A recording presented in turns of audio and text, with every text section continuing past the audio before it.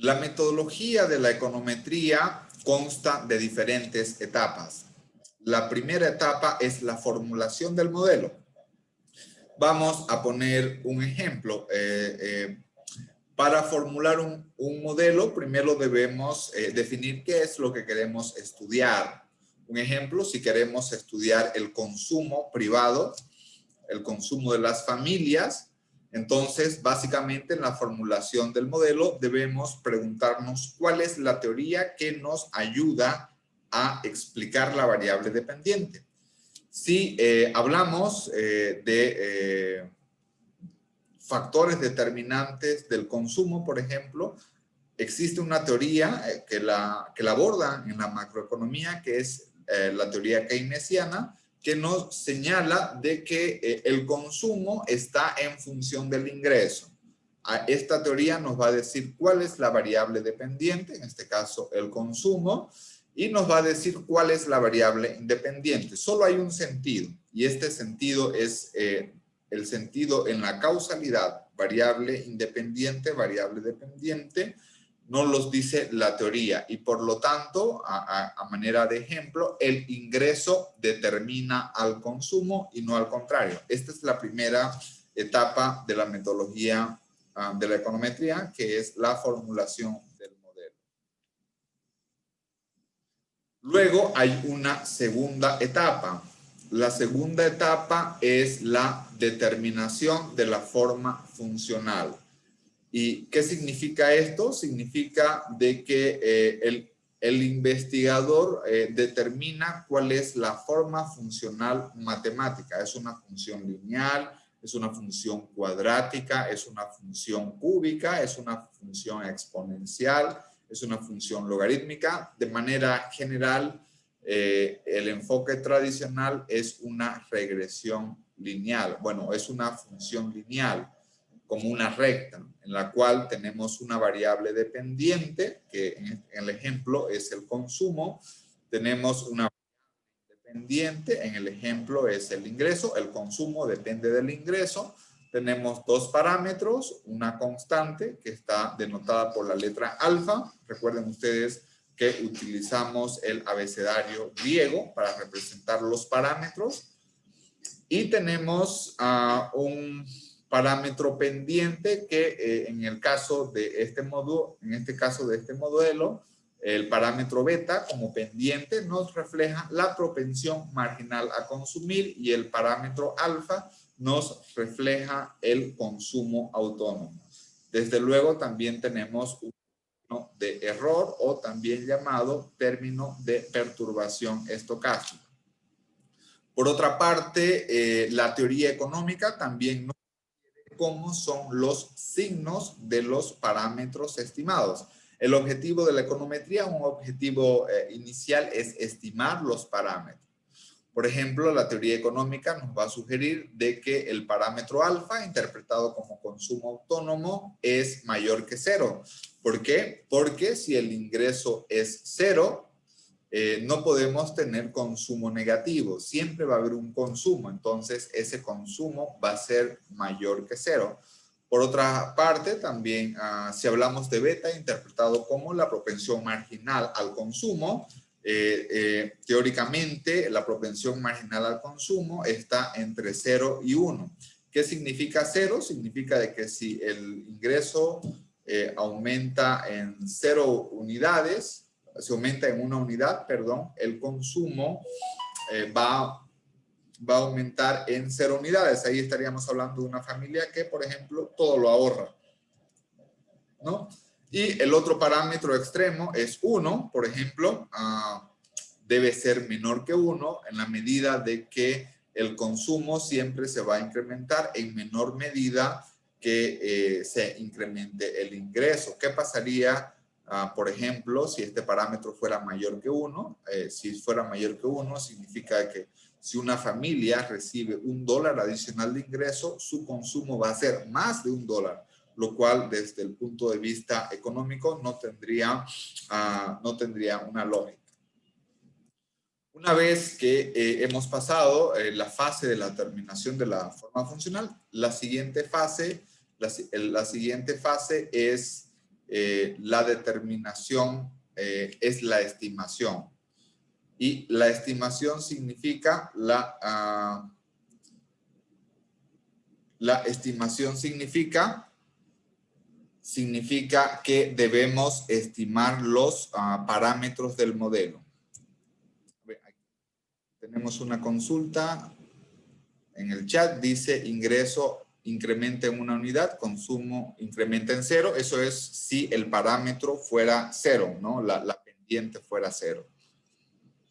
Básicamente lo que hace la pendiente es decir cuánto aumenta Y, cuál es la variación en Y, dado un incremento unitario en X. Ese es el concepto de la pendiente. Bien, entonces estábamos explicando el tema de la estimación.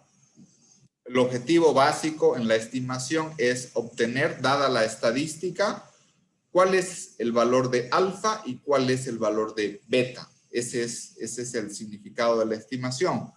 Y para ello se utiliza un método. El método, hay varios métodos. El método más popular es aquel que se llama mínimos cuadrados ordinarios. ¿Y qué consiste este método de mínimos cuadrados ordinarios? Básicamente, a través de cálculo diferencial integral, consiste en minimizar la sumatoria de los errores al cuadrado, de tal forma que al minimizar los errores, obtenemos los parámetros A y B, que en este caso significan los parámetros alfa y beta. En una clase posterior vamos a ver cómo matemáticamente podemos obtener estos parámetros alfa y beta a través del método mínimos cuadrados ordinarios. Existen otros métodos de estimación que se van a ver en cursos posteriores de econometría, como es el método de máxima verosimilitud y el método de mínimos cuadrados o el método de momentos generalizados. De forma general, el método de mínimos cuadrados ordinarios es muy popular debido a que genera estimadores alfa y beta, de tal forma que son los mejores estimadores lineales e insesgados. Y finalmente, las últimas dos etapas que se tiene dentro de la metodología de la econometría es la inferencia y evaluación del modelo. ¿Qué significa esto? Significa de que el modelo debe satisfacer un conjunto de supuestos. La econometría tiene supuestos y estos supuestos deben pasarse, ¿no? Por lo tanto, si los supuestos se pasan, eso significa de que el modelo es correcto y por lo tanto la evaluación del modelo básicamente se orienta a evaluar el cumplimiento de los supuestos dentro de algo que se conoce como el modelo clásico de regresión lineal. Y finalmente, una vez que el modelo, hemos estimado los parámetros, hemos evaluado el modelo, la última etapa del modelo es utilizarlo. O, por lo tanto, esto se conoce como el uso del modelo. ¿Para qué utilizamos los modelos econométricos? Hay diversos fines. Uno de ellos es para evaluar una teoría. La teoría o las teorías se cumplen en la práctica. Para saber eso, podemos utilizar un modelo econométrico. La otra es para hacer un análisis prospectivo. Podemos hacer análisis de escenarios, ¿no es cierto? Y también cuando evaluamos una teoría podemos ver cuál es el impacto que tiene un factor explicativo o una variable independiente sobre una variable dependiente. El impacto es positivo, el impacto es negativo, el impacto es 0 o no es estadísticamente significativo. Eso lo sabemos para ya de manera práctica evaluar una teoría. Y el último objetivo o el último uso que se tiene de los modelos econométricos también es para generar pronósticos, ¿no? Yo quiero saber qué va a suceder con Y si X toma o si un conjunto de variables explicativas toman ciertos valores. Quiero predecir qué sucede con la inflación si ¿no? O si el Banco Central emite cierta cantidad de dinero, ¿no? ¿Qué sucede con la actividad económica? Por ejemplo, si se la cuarentena por 60 días más, ejemplo, ¿no? Siempre hacemos pronósticos en función de la utilización de modelos econométricos. Y ya pasando a lo que son las propiedades de un modelo econométrico, ¿cuáles son los criterios elementales que debe tener un modelo econométrico?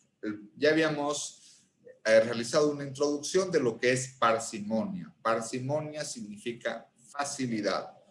Un modelo relativamente simple significa con la menor cantidad de variables, debe tener la capacidad para explicar a una variable dependiente. Este es el principio de parsimonia.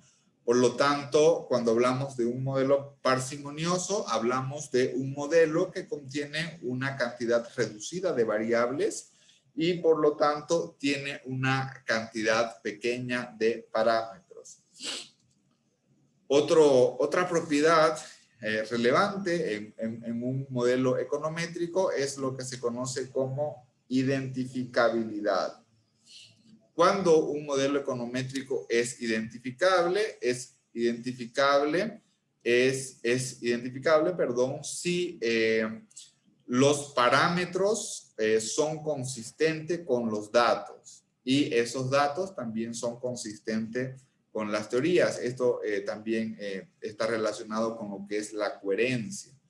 Por otra parte, de forma contraria, un modelo no es identificable si las estimaciones no pueden ser interpretadas de forma significativa.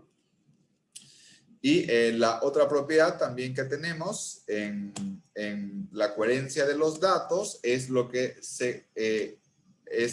está vinculado con el modelo, ¿no? Si los valores de la variable dependiente están si los valores de la variable dependiente están muy cerca de los valores de predicción o de los valores estimados, decimos de que sí existe una coherencia. Por otra parte, los errores deben tener una distribución de ruido blanco. El ruido blanco es aquello que tiene una distribución aleatoria. Y caso contrario, si los errores del modelo tienen un comportamiento sistemático, se puede decir de que hay algo que está mal en el modelo. Otra propiedad importante dentro de un modelo econométrico es que debe haber admisibilidad de los datos. Por ejemplo, si yo quiero calcular un modelo que me pueda predecir la probabilidad de que un alumno, por ejemplo, vaya a aprobar un curso de econometría, la probabilidad está entre 0 y 1, ¿no? Por lo tanto, si yo tengo un modelo econométrico que me da una probabilidad que el alumno apruebe el curso con una probabilidad, por ejemplo, del 120%, obviamente está saliendo por encima de lo que podría ser la admisibilidad. La admisibilidad es hasta el 100%. O si quiero predecir cuál es el consumo de las familias dado cierto nivel de ingreso, si tenemos una familia que tiene ingresos bajos, no puedo hacer una predicción de un consumo negativo, por ejemplo, porque el consumo negativo no existe. Entonces, debe haber esa admisibilidad de los datos. Por otra parte, otra propiedad es la consistencia teórica. La teoría económica, la teoría financiera me debe decir cuál es la relación esperada entre las variables, y mis resultados de mi modelo econométrico deben tener esa consistencia teórica. Los signos o las relaciones deben ser conforme a lo esperado y conforme a la teoría. Dependiendo, también una propiedad importante es la capacidad de predicción. Milton Friedman, premio Nobel en Economía 1976, señalaba de que la única relevante para la validez en las hipótesis consiste en en apreciar cuál es la capacidad predictiva del modelo econométrico. ¿Qué es lo que quiere decir Milton Friedman?